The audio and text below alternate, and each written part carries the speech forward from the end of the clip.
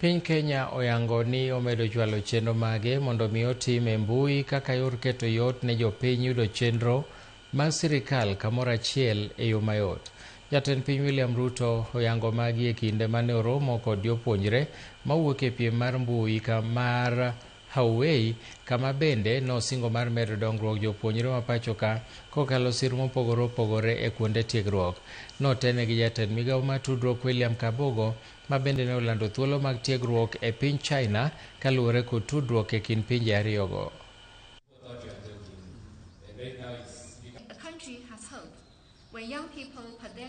As government, we have matched these partnerships with deliberate investment.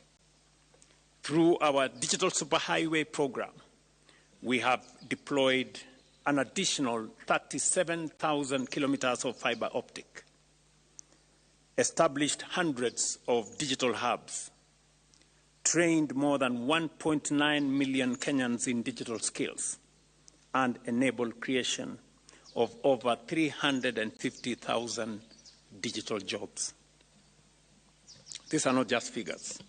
These are people. Now stands ready to work with Kenya under the important consensus reached by our heads of state to further deepen cooperation in education, science and technology, and talent development.